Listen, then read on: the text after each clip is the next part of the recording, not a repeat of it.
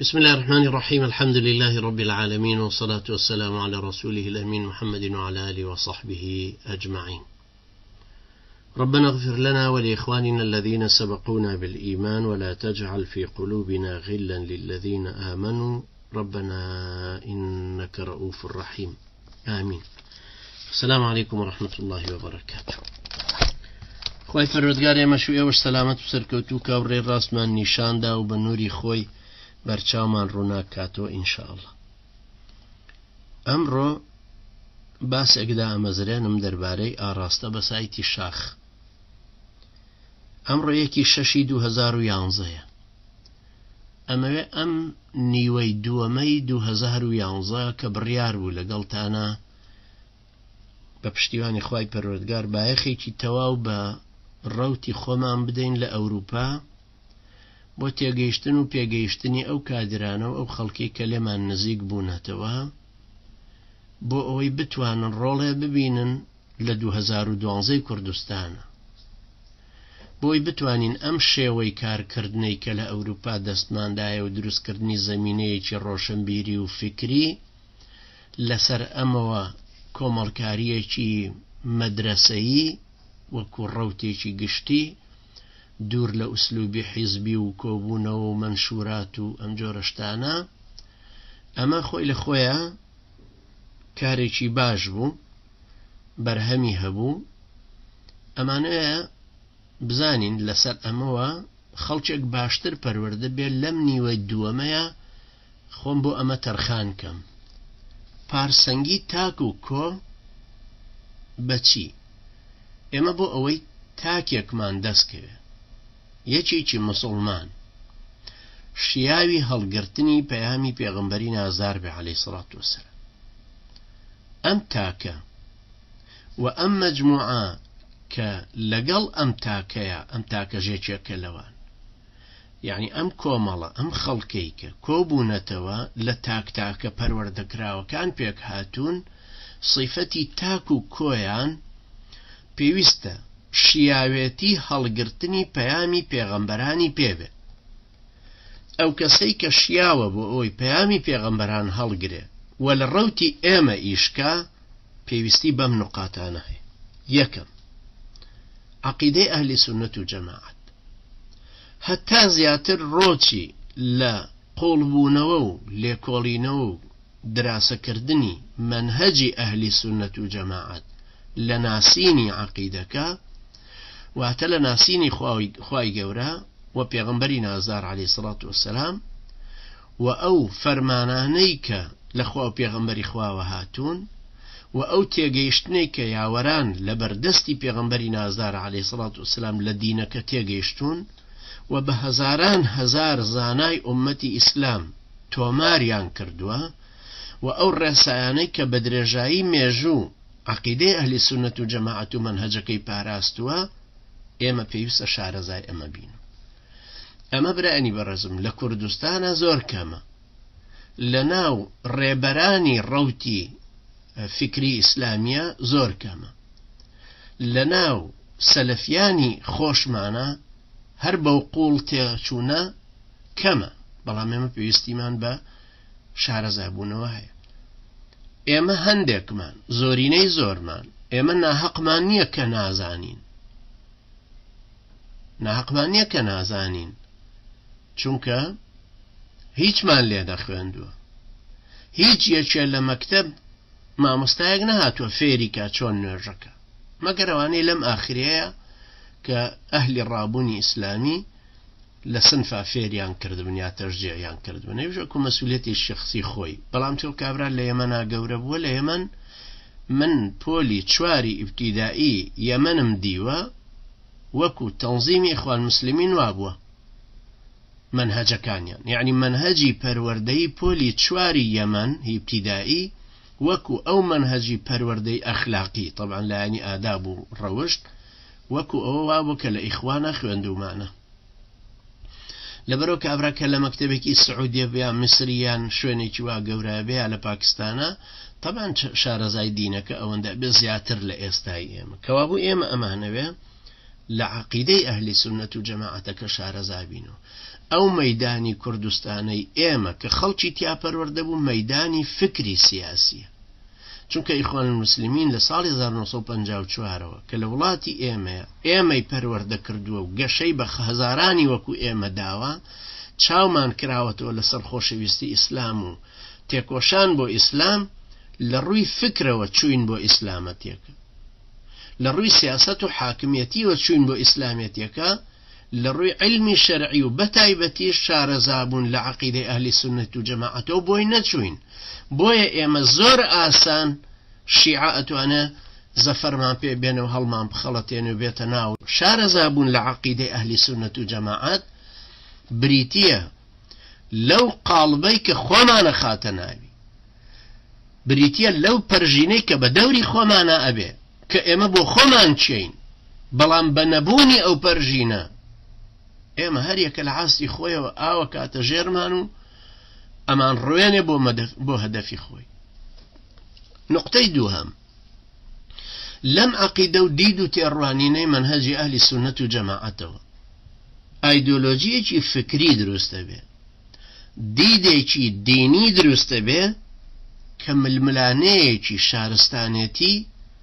لەسەر تیشکی بانگەوازی پێغەمبەرانەکە. ئەمەش چییە خوازە برانی بەڕێز؟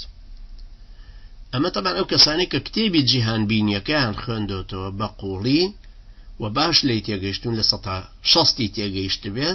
ئەلەم نقطێ باشتر تێگە.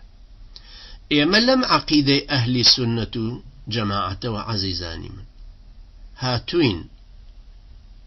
ئایدۆلۆژیەکمان وەرگرتووە واتە منهەجێکی کۆمەڵکاری عەقائیدی کە بزاوتێکی لەسەر دروستە بێ پێویستی بەو ڕوکنانە هەیە منهەجێکە کۆمەڵی خەڵک هەڵی گرتووە بزاوت و هەڵوێستی لەسەر دروستەکە ئەمە پێوترە ئایدۆلۆجیەک ئەم دید و تێڕوانینە کە بووە بە بەرنامەی کارکردنی ئێمە وەکو کۆمەڵکاران کە لەو عەقیدە و دینەوە وەرمان گرتووە و لەبەر تیشکی بانگەوازی پێغەمبەران ئەم ڕێگایە ئەبڕین و بەرەو ڕووی ئەو هەموو دژواریانە ئەبینەوە کە جاهیلیەتی نوێ دروستێکا لە بەردەمانە فیرعەون و نەمرودی نوێ بن یا ئەهلی سەنەمی نوێ بن یا زێوانی بتەکانی نوێ بن کە بە ناوی سەرمایەداری و مافی مرۆڤ و دیموکراسی و ئەم جۆرە شتانە یا کوردایەتی و حیزبایەتی و لەمانەوە دێنە پێشەوە کە ئەمانش هەمویان هەر بتن بەڵام وەکو بتە کۆنەکە نین کە کابرادایە تاشین و ئەی پەرست و بە دەوری هەڵەخولە بەڵام ئەمەش هەر بە دەوری هەڵەخولێنەوە ئەمەش هەموو قیەمێکی بۆ پێشکەشەکەنەوە کە قوربانیە بێت. ئەمە نقطەی دووهەمە عەزیزانی من. دوای تێگەیشتن لە عەقیدەی ئەهلی سونەت و جەماعەت پێویستیمان بە ئایدۆلۆژیەکی دینی هەیە کە ئەم ململانێ فکری لەسەردا ڕێژینەوە کە شارستانێتێکە ئەیخوازێ کە کاروبارمان ئەیخوازێ. سێم ئێمە پێویستیمان بە بەرنامەیەکی سیاسی هەیە بیخینە پێشچاوی میلەتی خۆمان بڵێن خەڵچینە ئێمە کە دەینە پێشێ بۆ ئەوەی بەرنامەیەکی فکری و سیاسی بە ئێوە ببەخشین ئەمانەمان مەبەستە. یەکەم نان و ئەمان بۆ هەمووان. ئێمە ئەمە بەس شعارێک بۆ ئەوەی ئاسان لەبەرکرێ و خەڵک بتوانێ بیڵێتەوە ئەڵێن نان و ئەمان بۆ هەمووان یعنی نەمانی تەزکیەی حیزبی یعنی بوونی داد و یەکسانی یعنی بوونی ڕەحمەت و شەفەقەت و بەزەی لە نێوان خەڵکیە یعنی گیانی تەبایی و یەکتری ڕاگرتن یعنی عەدالەتی تەوزیعکردن بە پێی دەستور و یاسا و قیەمێک کە لەم دینەوە هاتوو. ئەنجا چەند مۆفەقین ئێمە ئەمە ڕوونکەینەوە ئەوە مێنێتە سەر مسلوبی خۆمان و شەرحیات و بەلاغە و ئەو وەسائلانی لە بەردەستمانە. لەم بەرنامە سیاسی خۆمانە پێیانەڵێن سنووری من کۆتایی دەکە سنووری تۆ دەست پێکە بۆی لە ئێستاوە ئەمانی بدەینێ لەوەی کاکە گیان ئێمە خەمی ئەوەمان نییە تۆ ساحەبی فکرێکی بێدینی لەوە ناترسین تۆ هێگڵت پێ مهمترە یا مارکس مادام نەبووی بە جاسووسێک لەسەر ئێمە مادام نەبووی بە خیانەتکارێک نەبووی بە پێشمەرگەیەک بتوێ ئێمە بکوژی نەچویتە دائیرەی کوفری محاربەوە ئێمە چ علاقەیەکمان لەسەر کوفرەکەی تۆ نیە وەڵامیشە دەدەینەوە ئەفکار تەرحەکەی ئەمە لە زەمانێکە کە ئیشەکەین هەموومان بەڵام کە چوینە سەر سوڵتە و دەسەڵاتی سیاسیمان گرتە دەست ئێمە ماناکەین بە دەستور و قوانین. ممکن نییە زۆرینەیەکی ئومەتی ئیسلام لەو خەڵکی کوردەواریە متەدەینە بڕیار بدا کە هیچ کەسێ نابێ قورئان سوکایەتی بە قورئان بکە ڕێگا بدەین یەشە لە کەلار قورئانەکە بدڕێن. ئەو کاتە بێت تەقدیم بکرێ و گەورەترین عقوبەش بخوا کە ئەو خەڵکە قەراری لەسەرداوە کە قانونی خوای پەروەردگار. لەبەرەوە ئێمە نامانێ خۆ زوڵم لەو خەڵکەش بکەین و بەڵام ناشێڵین خەڵکێک زوڵممان لێ بکاتەوە بەوەی کە کەنارگیرمان کە بۆی خۆی بە کەیفی خۆی و ئاغاکانی بێسڵتەی ئەو خەڵکە بگرێتە بەردەست و خەڵکی هەمووی بکا بە عەبدی خۆی و اقتصادی ئەو خەڵکە ببا بۆ ئەو هەموو کۆمپانیانی کە ئیفلاسیان کرد. لەبەرەوە ئەبێ ئێمە ئەم بەرنامە سیاسیانە ئەبێ هەمووی بخەینەوە پێشچاوی خەڵکەکە و بڵین خەڵکینە ئێمە خەڵکێکی پیاوکوژ نین بەرامبەر بە ئێوە، ئێمە خەڵکێکی خراپەکار نین بەرامبەر بە ئێوە، ئێمە بەو پەڕیسینە فراوانیەوە دەین بەرامبەر لەگەڵ ئێوە ئیشەکەین. بەڵام خەڵکینە ئێمە ئەو حاڵەتەی کە تیاین لەژێر ئەو تین و فشارێک کە جاهیلیەت خستێتێ سەر ئێمە مستەحیلە ئەمە قابلی قبولکردن بێ، چونکە ئێمەش ڕێگاش نادەین بە هیچ کەسێ وا بزانە قانونی ئەو لە هی ئێمە گەورەتر. ئێمە بە هیچ شێوەیە قانونی مەسعود بەرزانی بە گەورەتر نازانین لە قانونی ئیمامی شافعی ڕەحمەتی خوای لێ بێت. لەبەرەوە مەسعود بەرزانی ئەگەر دە ئەوەندەی تر خۆی بەسەرۆک بزانێ و گەورەتر بزانێ و قوانین ئیمزا بکە قانونێک کە مخالفی مەذهبی ئیمامی شافعی بێ کە مخالفی کتاب و سنت بێ مستحیلە قبولکردنی وەلەو ئەگەر 50 دانە ساڵی تر ڕامان کێشن و لەو زیندانانە ئەشکەنجەمان بدەن. و بۆ ئەو ململانەیەش هەر خۆی بۆ ئاماداکەین و ناشێڵین هیچ کەسێک ئەو جرئەتەی ببێ کە قانونێکی جاهیلی بە زۆر بدا بەسەرمان، چکە ئێمە لە ئەمریکا و ئەوروپای قبول ناکەین. ئەمانە پێویستە هەموو ڕۆشن بن لە بەرچاومان. یەکەم ئەو عەقیدەی ئەهلی سونەت و جەماعەتە، دووهەم ئەو ئایدۆلۆجیەتە دینیەی کە ململانەی فکری و شارستانەتی پێ ئاڕاستە ئەکەین، سێهەم ئەم بەرنامە سیاسی کە بە میلەتەکەی خۆمانەڵێنەوەڵین ئێمە ئەگەر هاتوو دەسەڵاتمان گرتە بەردەست مستەحیل ڕێگا بدەین خەڵکێک شاحینە نەود بدزێ و بیبا تەسلیم بە ئێرانی کە بڵێت دوو شاحینەم هێناوە یەکی بۆ تۆ یەکی بۆ من بیگەنەرە بەندەر عەباس بیفرۆشە بە 63 دۆلار دوای پارەکەی بێتەوە بۆ خاتو هێر. مستەحیلە بهێڵین ئێمە باس لە حکمی عومەری کوڕی عەبدولعەزیز بکەین و دوای ڕێگا بدەینەوە گەندەڵێکی ئاوا بێ مافی ئەو خەڵکە بخوا. لەبەرەوە ئێمە باوەڕیشمان بەو دەست بڕینە هەیە کە هەرچی کەسە دزی کرد دەستی ببڕین و قەناعەتیشمان وایە دەستی سێ مەسئول ببڕین لە هەموو سەراسەری کوردستانە مستەحیلە هیچ مەسئولێک هەتاکو 10 ساڵیش خەڵک جورئەتی ئەوەی هەبێ دزی بکە. بەڵام تۆ لە کاتێکە کابرا سەدی بێخمەی فرۆشتە و چەپڵەی بۆ لێدرا ئەوە ئێستا وای لێ هاتووە کە شیواشۆک بە ئاسانی بفرۆشە بە ئێران و ئیمزاشی بکە و جەلال تاڵەبانی ببێ بە سەرۆکی عێراق و لە تەنیشت ناوەکەشیەوە بنووسن مەذهب شیعە کە لەبەر بێ دینی طبعا دەینووسراوە شیعە، یعنی مادام ڕئیس جمهوریشە ئەوەندە نزیکە لە ئێران و مەسلحەتی ئێران تەطبیقکە بۆشی بنووسن شیعە ئەو بە پێکەنینەی پلاستیکی خۆیەوە کە پێی وایە زۆر شتێکی تەوە. ئەمە نقطەی سێهەمە. نقطەی چوارەم شیاوکردنی ئەندام. ئێمە کە ئەم مەنهەجە عەقائیدیەمان هەیە کە ئەم ئایدۆلۆژیە دینیەمان هەیە بۆ ململانە شارستانێتێک کە ئەم بەرنامە سیاسیەمان هەیە ئەمانەوە لە کوردستانە پیادەیکەین. ئەبێ کەسێکی واشی بۆ پەروەردە بکەین کە وەکو پایە وەکو چیار ڕاوەستێ وەکو ئاڵا وەکو داری ئاڵا بتوانێ ئەم ئاڵای بە بەرزی ڕاگرێ هەتاکو ئەشەکێتەوە ئەنجا وەکو پۆڵا خۆی ڕاگرێ پشو درێژی لە پێغەمبەرانەوە وەربگرێ. ئێمە ئەم کەسە چۆن شیاوەکەین؟ بەم شێوەیە برانی بەڕێزم. یەکەم بە گەشەی ڕۆح، بە پەروەردەکردنی دەرونی کە بۆ خوا بسڵحێ. ئێمە شارەزایەکەینەوە لەوەی کە گوناح هەیە و تۆبە هەیە، شارەزایەکەین لەوەی کە شرک هەیە و تەوحید هەیە، کوفر هەیە و ئیمان هەیە، فسق هەیە و تەقوا هەیە. ئەبێ هەردوو لایەن بناسێ، ئەنجا ئەبێ خۆی پەروەردەکە خۆی تەوجیهکە، سەبر بگرێ لەسەر ناڕەحەتیەکانی ژیانی، سەبر بگرێ لەسەر حەرام، خۆی پەروەردەکە لەسەر ئەو شتانەی کە حەڵاڵن سنووری شەرع نەبەزێنێ ئەبێ خوای خۆش بێ پێغەمبەری نازاری خۆش بێ عەلەیهی سەڵات وسەلام شوێن تەعلیماتی هەردووکیان بکەوێ فەرمانی هەردووکیان وەربگرێ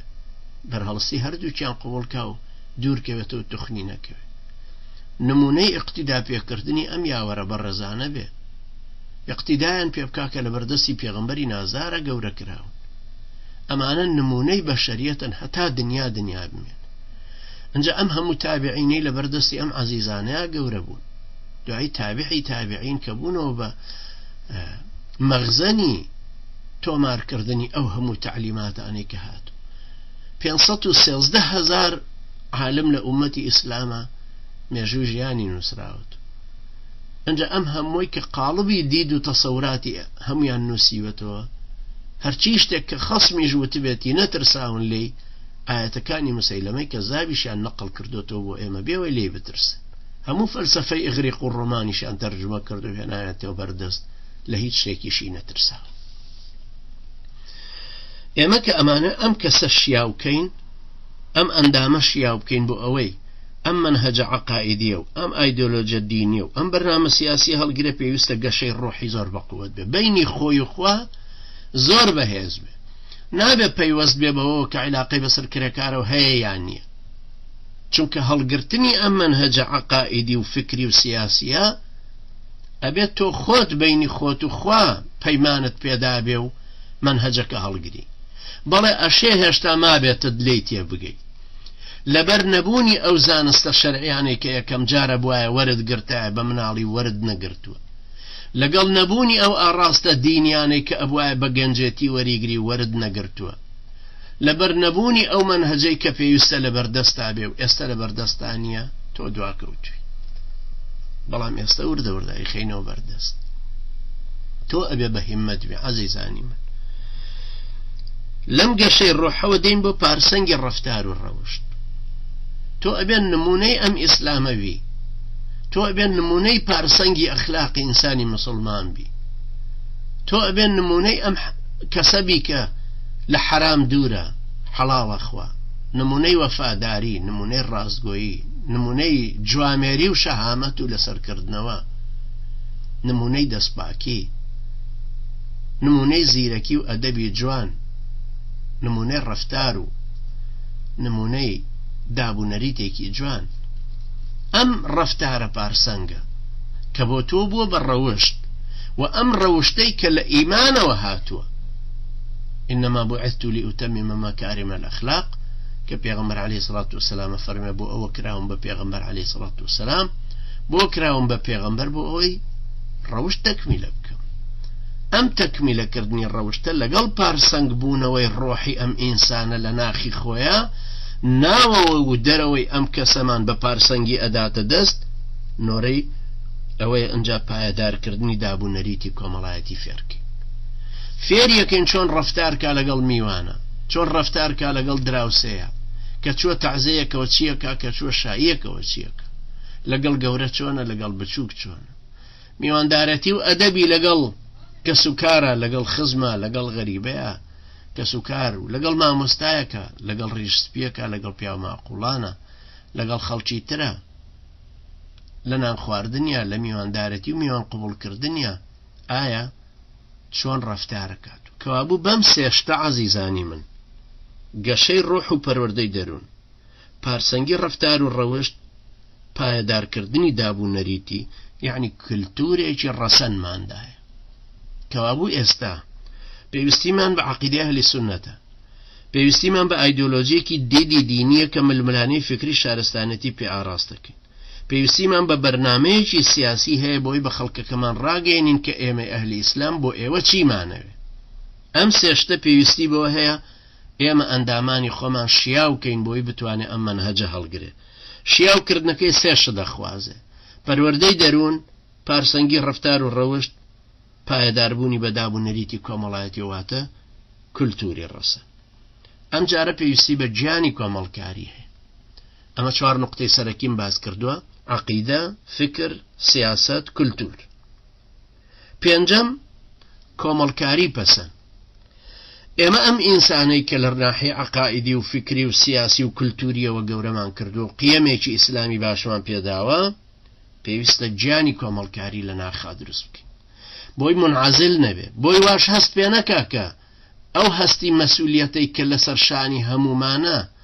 ئەوەی کە پێویستە لە دنیا و قیامەتە ئێمە ئەم دینە پیادەکەین کە خوای گەورە فەرمێ ئەن ئەقیموا الدین ولا تتفرقوا فيه لە ناخی دڵ و دەرونیا ببێ بە مەسئولیەتێک بۆ کۆمەڵکاری ئەنجا ئەم کۆمەڵکارێتیە واتە کە ئەوروپایەکان پێڵن ڕۆحی گروپ لە ناختە ڕۆحی گروپت تیا دروست ببێ بۆی تۆ بشەی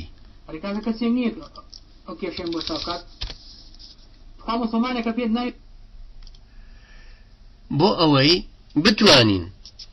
ئێمە گیانی کۆمەڵکارێتیەکە لەناو ئەم خەڵکەیە لەناو ئەم کەسە شیاوەیە دروستکەینەوە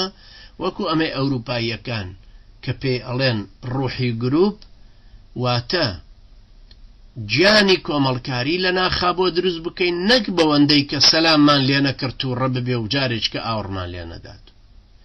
نەک بەوەندەی کە داوای پارەمان لێ کردووە و نەیداوە و تو ڕەبووین تۆزێک دوایی بڵێ کاکە مەرحەباشتان ناکەم و خوا حافیز نەک بەوەندەی کە تۆزێک دڵگرانی لە ناومانە دروست بوو و ئیتر بڕوە ئاوڕمان لێ نەداتەوە چونکە ئەو بەلایانی کەمەوە لەم دارەمەیتەیە لایەکی هەڵگرتە بوو بەڵام ئێستا کە ئەو بەجێی هێشتین و ڕۆیشت قورساییەکەی دیسان کەوتەوە سەرشانی خۆمان ئەم ئینسانە کۆمەڵکاری پێ ناکرد ئەبێ سەبریش بگرین هەتا فێریەکەین بەڵام کە زانیمانەمە لەم نەوعە نەرمەلیقەیە لەم نەوعەیە ئەوەندەی نازونووز دراوەتێ لە ماڵەوە و تاقانەی حەوت خوشک بووە دایک و باوکیشی هەر بەنەستە لە گەورەیان کردووە ئەمە زۆر زەحمەتە لە کۆمەڵکاری ئێمەیە جێگای بێت ئەمە زۆر زەحمەتە بەم هەموو کۆڵە نازەوە لەگەڵ ئێمەیە بێ و ئێمەیەکی مەحروم و چەوساوە کە خەتێکمان کەوتۆتە سەرشان خەتێکی قەدەری خوای گەورە وایە کە بەو پەڕی جورئەتەوە مواجهەی مخابەراتی وڵاتانی پێ بکەین ئەمە زۆر زەحمەتە لەبەرەوە عەزیزانی من ئێوە ئەزانن ئەبێ ئەو کەسەش کە گیانی کۆمەڵکاریەکەی تایە ئێوە ئەبێ یەکیەکی ئێوە بسڵحێن بۆ ئەم کۆمەڵکاریە ئەو کەسەی کە ڕازی بووە بە لەم ڕەوتەیە ئیشکە حاڵمان باشترکە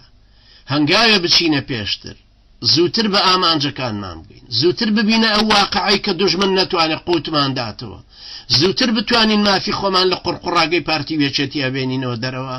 ئێمە پێویستیمان بەوە هەیە کە زووتر پەروەردەبین پێویستیمان بە ئینسانی عەقائیدی فکری سیاسی صاحب کولتوری ڕەسەن ئەخلاقێکی پارسەنگ بەڵام ڕۆحی کۆمەڵکاریەکەی تیا بە قووەت بێت ئەنجا هەستی بەرپرسێتی قیامەتی تیا گەورە بێت ئێمە پێویستیمان بەوەی عەزیزانی من نامانێ خەڵکێکی جەدەلی دروستکەین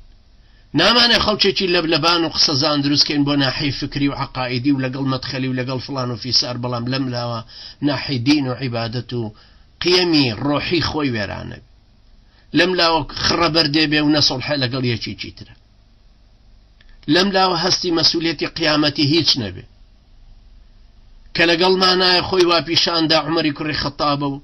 کە وەختە کەوتە تاریکیەوە مەگەر هەرخوا خۆی بیبینێ کە چییە کاتەوە بەرامبەر بە نەفسی خۆی لەبەرەوە ئێمە حتمە نەبێ کەسێکی واش بێ ئەم کەسە کە هەستی مەسئولیەتی قیامەتی زۆر گەورێ کە وا بزانێت سبەینێ ئەمرێ و یەکەم کەس ئەم هێنرێتەوە دادگا کە ئیهێنەوە پێشەوە پێڵێن وەرە تۆ ئەوەندە ڕۆژی تەمەنت کە ژیایی ئەوەندەش گوناحت تیا کرد بە دەبڵ هەموویت تیا کرد ئاخۆ بزانە هەر یەکێک لە ئێمە چی بە کۆڵیا داوە لە گوناح کۆکردن ئاخۆ تەقسیری ئێمە لە هەڵگرتنی ئەم دینە مەگەر ئەو خوای پەروەردگارە ئەم ئینتیقامەی لە دنیایە لێمانە سەنێ بۆ ئەم ڕوڕەشی و زەلیلیە کە بەسەر ئەهلی کوردستانە هاتووە بەخوای ئەرز و ئاسمانەکان قەسەم عقوبەیەکە وەکو ئەوەی بەنی ئیسرائیل بەڵام خەڵکی ئێمە دڵی مردووە هۆشی لە خواویستیەکە نەماوە کە هەست بە عقوبەکەش بکە بەخوای ئەرز و ئاسمانەکان قەسەم ئەمە وەکو ئەو وایە کە خوای گەورە فەرمێ یەتیهونە فی الأرض 40 عاما 40 ساڵە بێ سەرگەردانی سەحرای سینا بن نەبتوانن بێنەوە بۆ میسر نەبشتوانن بچنەوە ئەو ئەرضی مقدسەی کە خوای گەورە فەرمێ بچنە ناوی من خۆم دیفاعتان لێکم کلیلەکەی بەدەست منەوەتان دەمێ بەڵام خەڵکی بە موسا ئەڵێن اذهب أنت وربك فقاتلا. 40 ساڵە بێ سەرگەردانی سەحرای سینا بن نەبتوانن بێنەوە بۆ میسر نەبشتوانن بچنەوە ئەو ئەرضی مقدسەی کە خوای گەورە فەرمێ بچنە ناوی من خۆم دیفاعتان لێکم کلیلەکەی بەدەست منەوەتان دەمێ بەڵام خەڵکی بە موسا ئەڵێن اذهب أنت وربك فقاتلا اذهب أنت وربك فقاتلا إنا هاهنا قاعدون.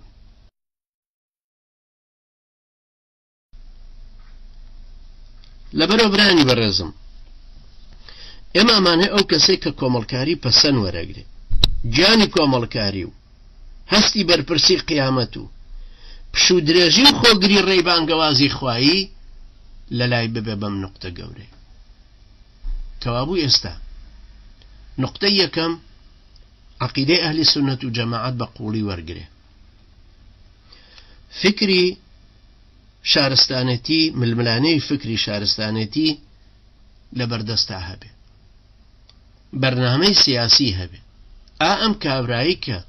عەقیدە و فکر و سیاسەتی هەڵگرتووە پێویستی بە کولتورێکی ڕەسەن هەیە، قیەمێکی کۆمەڵایەتی بتوانێت ئەم ئینسانە داڕێژێ لە ڕووی ڕۆحی و ئەخلاقی و کۆمەڵایەتیەوە. ئەنجا هەر ئەم ئینسانە پێویستی بە کۆمەڵکاریەکی پەسەند هەیە کە بریتیە لە گیانی کۆمەڵکاری، هەستی بەرپرسی قیامەت، پشوو درێژی ڕێبانگەوازەکە. ئەمە نقطەی پێنجەم. نقطەی شەشەم بریتیە لە سێ خاڵی تر کە پەیوەندیان هەیە بەسەر استراتیجێتی ئیشکردنەوە. استراتیجێت یعنی ئەو ڕێبازە دوورەی کە ئەیبڕی و ئامانجێکی دوور لەو سەردانراوە کە چاوەڕێیەکەی بیگەیت. یەکەم ڕۆشنی ئامانج و شێوازی خەبات. ئێمە کە وەکو ڕەوتێک ئیشەکەین ئەبێ ئەمە لە بەرچاوی خۆماندانین کە ئامانجی دووری ئێمە لە دنیاە دروستکردنی دارالئیسلامێکە. ئەم دارالئیسلامە یعنی هەبوونی خەڵک و خاک و دەسەڵاتێکی سیاسی کە سەروەری شەرعتیایە مەرجعیەتی قانونی پێکدێن. ئەمە گوندێکە دەگوندە شار و شارۆچکەی و ١14 لادەکەی قەدیمەکە بەدەست بزوتنەوە بوو یا بریتیە لە هەموو کوردستان. زۆر کەم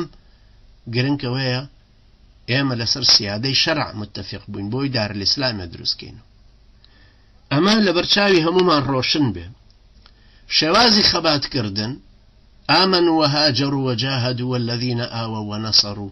کە لە سوورەی ئەنفالە باس کراوە. وە کتێبی ئومەتی مسلمانەکەش خوێنین ئێمە بۆی بەرچاو ڕوون بین لەوەی کە شێوازی پێک هاتنی ئەندامێتیمان چۆنە و چۆنی ژەتوانین ئەوە بکەین. باش، نقطەیەکی ترە بێ ئاگامە لە قۆناغەکانی ڕێبێ.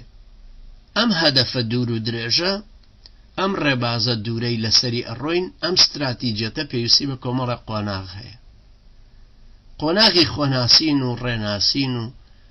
قۆناغی شایەتیدان و قۆناغی مەواسازی و قۆناغی تەمکین،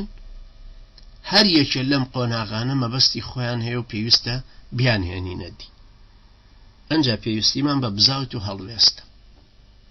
ئێمە هەڵوێستەکان چۆنە توانین بکەین بە یەک؟ چۆنە بێ هەمومان بڕیار بدەین یەک جۆر هەڵوێست لە یەک شت دروست بکەین؟ کە بوو بە دوو هەڵوێست ممکن نییە ئێمە سەر بگرین تیایە، چونکە ناتوانین ئەو کاتە ببین بە دوو باڵ، بە دوو ڕێی جیاواز. لەبەرەوە سەیریکەن برانی بەڕێزم. شەشەم نقطە بریتیە لە تێگەیشتن لە استراتیجی و قۆناغەکانی. استراتیجی و قۆناغەکانی بریتیە لە ڕۆشنی ئامانج و شێوازی خەبات، دووهەم قۆناغەکانی ڕێ، سێهەم بزاوت و هەڵوێست. ئەمەش خاڵی شەشەمە لە پەروەردەکردنی ئەم ئینسانەی کە ئەمانەیە پەروەردە ببێ بەلایەنی عەقیدەیی، فکری، سیاسی، ئەنجا بە کولتوری ڕەسەن، بە کۆمەڵکاری پەسەند، بە ڕۆشنی استراتیجەتی کە کاری لەسەرەکە. حەوتەم شیاوێتی ئیداری. شیاوێتی ئیداری ئەم کابرایە. ئەمە هەر ئەم ئینسانەیە کە پەروەردەمان کردووە لە ڕووی عەقیدەوە، لە ڕووی فکریەوە، بەرنامەی سیاسیمان داوەتێ، شیاومان کردووە بە گەشەی ڕۆحی، شیاومان کردووە بە پارسەنگی ڕەفتار و ڕەوشتی، شیاومان کردووە بە پایەدارکردنی دابوونەریتی و کۆمەڵایەتی. ئەنجا پەروەردەمان کردو، ئاڕاستەمان کردوتەوە بە کۆمەڵکاری پەسەند، بە گیانی کۆمەڵکاری، بە هەستی بەرپرسی قیامەت، بە پشوو درێژی بانگەوازەکە. ئەنجا لەسەر استراتیجێتێکی دوور پەروەردەمان کردو و ئاڕاستەمان کردو کە ڕۆشنی ئامانج و شێوازی خەباتی لا ڕۆشنە. قۆناغەکانی ڕێ ئەزانێت چییە بزاوت و هەڵوێستی هاوبەش ئەزانێ وەرگێ. ئێستا شیاوێتی ئیداریە. شیاوێتی ئیداری یعنی پەروەردەبوون. یەکەم نقطەی بریتە لە پەروەردەبوون. هەموو ئەم ئینسانانە پێویستە پەروەردە ببن، چونکە ناکرێ ئێمە بەبێ پەروەردەبوون ئەم منهەجە قورسەی پێغەمبەران بدەین بەسەر کەسێکا بڵین بڕۆ خۆت چۆن نەتوانی هەڵیگری هەڵیگرە. دووهەم گیانی هاوکاری کۆمەڵیانە کە لە ناو مسلمانان خۆیانە بتوانێ برایەتیە دینیەکە بێنێتە دی و ڕوحی گروپی ئیسلامیانە ئەنجارە لە ناو خۆمانە ئەنجام بدە. سێهەم قەناعەت بەوە بکە کە سەربازێتی پەیژەی سەرکردایەتی. تۆ ئەگەر توانیت ئەمە بسەلمێنی کە سەربازێکی ڕێک و پێچی کە دڵسۆزی تۆ بە سەربازێتیەکە سەرەکەویتە سەرەوە دڵنیابە و ئەو کاتە بەرپرسیارەتیەکەشت ئەدەنێ ناتەوێت. بەڵام ئەو کاتە بەرپرسیارەتیەکە تۆی ئەوێ وەکو ئەو یاوەرە بە ڕێزانەی پێغەمبەری نازار عەلەیهی سەڵات وسەلام و بە درێژایی تاریخی ئیسلامیش کە هەزاران هەزار زانای گەورەی وەکو ئومەتی وەکو ئیمامی ئومەت ئیمامی ابن تەیمیە ڕەحمەتی خوای لێ بێ کە بە زۆرەیان کرد بە سوڵتانی دیمەشق و خۆی وەری نەئەگرت و ئەی فەرموو من پیاوی ئومەتەکەم نەک پیاوی سیاسەت. هەشتەم کە خاڵی ئەخیرە بریتیە لە پەروەردەبوون ئەم جارە بە ئاشنابوونی بە هەندێک لە بربەستەکانی ڕێ. بەوەی یەکەم واقع ناس بێ، ئێمە خەیاڵ پڵاو پەروەردەی نەکەین بەڵکو شارەزای واقعەکە بێ، مەڵبەندەکانی هێز بناسێ، بزانێت کە ئەو لە ئەشکەوتە حرەکەت ناکە وەک تۆ پلاندانەی خەڵکانی تریش پلاندانێن. خەڵک تۆ ئەگەر دژیان نەبی خەڵک دژی تۆن، چونکە قابیل و هابیل چیرۆکەکەی بۆ ئەوەیە کە تۆ هابیلی قابیل ئیرادەی کوشتنی تۆی تایە بەبێەوەی تۆ ئیرادەی کوشتنی ئەوت هەر. لەبەرەوە شەو هەموو خەڵکە ئەوەندە ئەمان چەوسێنەوە چونکە ئەوان لە ناخیانە تۆوی شەڕخوازیەکان بەرامبەر بە ئێمە هەڵگرتو. دووهەم جێگۆرچەی هێز و کاریگەری. تۆ ئەقلت بۆ بشکێ کە هێز چۆن لە دەستی یەکێکایە و ئەڕوا ئەترازێ ئەکەوێتە دەستی یەکێکی تر. ئێمە چۆن سەردەمانێک بوو خاوەنی بزوتنەوەی ئیسلامی بووین، خاوەنی هێز بووین. ئەم هێزەمان بۆچی دۆڕاند؟ هۆی دۆڕاندنی هێزەکە بریتیە لە چی بۆ یەگەرم جارەکەوتەوە بەردەستمان خاوەنی بین و نەیدۆڕێنین. سێهەم نێوان ڕۆژهەڵات ناسان و مخابرات ئەو ڕۆڵە چییە کە خەڵکێکی تر ئێستا ئەیبینێتەوە بۆ ڕۆژ ئاوە. شارەزابوونەوەمان لە ململانەیە برانی بەڕێزم لەوەی کە جاران ڕۆژهەڵات ناسێک چییە کرد؟ مێجەرسۆن وەختێ لە ساڵی 1990 وەختێک کە هاتە سلەیمانیەوە چاپخانەی لەگەڵ خۆی هێنابوو،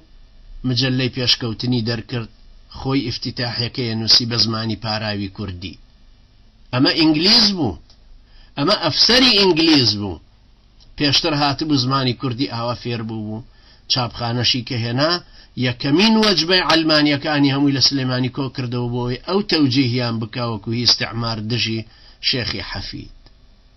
کەوابوو ئەم ململانێ کۆنەی کە ئیستیعمار کردوێتی ئێستا لە شوێنی ڕۆژهەڵات ناسەکان مخابراتی ئەمریکی ئەم دەورە ئەبینێ، مخابراتی ئەوروپی ئەم دەورە ئەبینێ. لەبەرەوە ئێستا مخابراتی ئەمریکی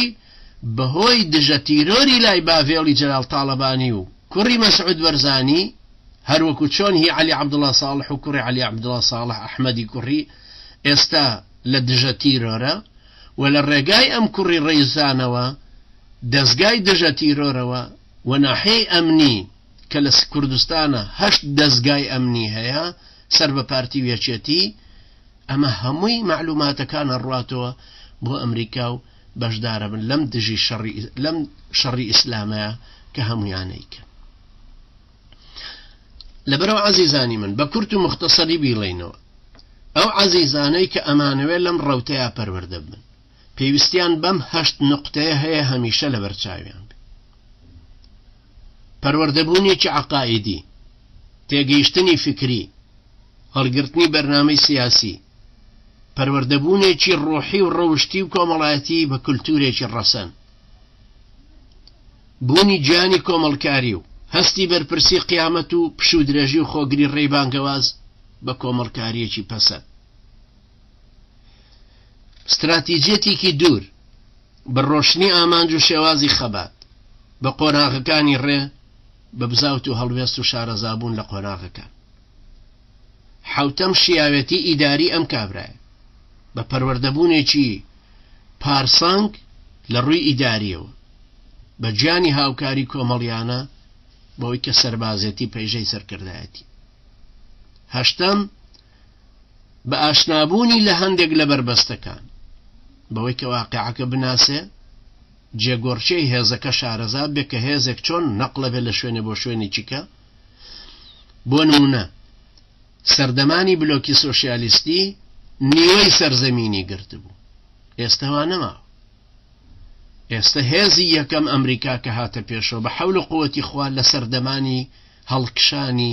دەسەڵاتی نفوزی ئەمریکایە. هەمووشمان ئەوروپا کە ئەبینین کە ظاهرن 20 ساڵی تر نابە بە حەول و قووەتی خوا ئەزمەی اقتصادی گەورەتریان بەسەر هادێ وەکو ئەوەی بەسەر یۆنان و ئیرلەندا و پورتوغالە هاتووە، بەسەر ئەمانی تریشا دێ. هەمووشمان لە ناویانە ئەژی نەزانین کە ئێستا لە چ تۆقانەکان لە ئیسلام. هەروەها شارەزابوون لە نێوانی ڕۆژهەڵات ناسی قەدیم و